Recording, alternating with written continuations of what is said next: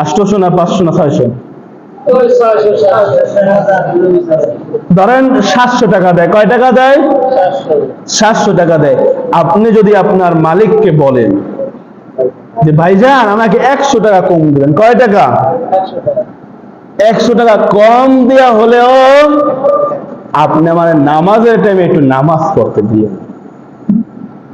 ওই মালিক যদি কাফের না হয়, ওই মালিক বলবে যে তোমার টাকা কমানোর দরকার নেই, তুমি নামাজ পড়িও।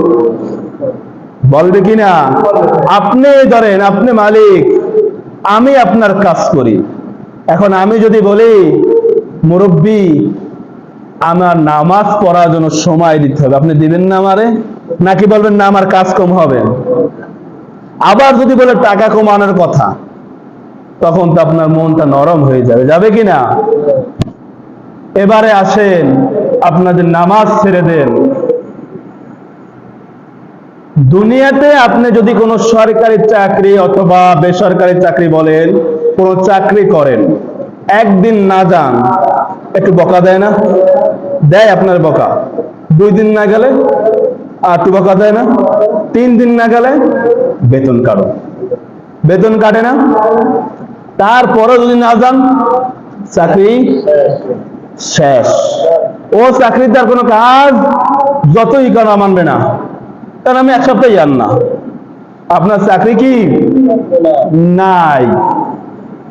এখন আপনি বলেন, আপনারা এখন নিজেরা বলছেন চাকরি নাই, বলছেন আপনারা, এটা বিশ্বাস করছেন আপনারা। এখন আমি যেটা বলবো এইটার সাথে আপনারা একমত হবেন। এখন আপনি বলেন শনিবার আপনি নামাজ পড়লেন না, শনিবার কি করলেন না? রবিবার নামাজ পড়লেন না, মঙ্গলবার আসলে আপনি নামাজ পড়লেন না, এরকমের শনি রবি সোম মঙ্গল বুধ বৃহস্পতি আপনি নামাজ পড়লেন না, শুক্রবার আপনি নামাজে আসলেন। একটু দিলের কান লাগাই শুনেন, আপনি শুক্রবার কি আসলেন? নামাজে আসলেন। এখন আপনি বলেন আপনাকে কি মসজিদ থেকে কোনো মুসল্লি বের করে দেয়? ইমাম সাহেব বের করে দেয়? আপনি নামাজে আসেন না, শনিবার থেকে আপনি বৃহস্পতিবার পর্যন্ত আপনি নামাজে আসেন না, আপনার মসজিদে ঢুকতে দেওয়া যাবে না, আপনি বের হন। বলে কোন ইমাম সাহেব বলে আপনাদের মসজিদে ইমাম সাহেব কি আপনারা বের করে দিয়েছে কোনোদিন? বের করে দেয় না। কিন্তু আপনি কি করতেছেন? আসতেছেন না, আল্লাহ পাক রব্বুল আলামিনের ইবাদত বন্দি করতেছেন না। ওমা খালাকতুল জিন্না ওয়াল ইনসা ইল্লা লিয়াবুদুন। আল্লাহ পাক বলে দুনিয়াতে আমি তোমাকে সৃষ্টি করছি, আমার একটা উদ্দেশ্য রয়েছে। আপনি যদি একটা গাছ লাগান, আপনার একটা উদ্দেশ্য থাকে না?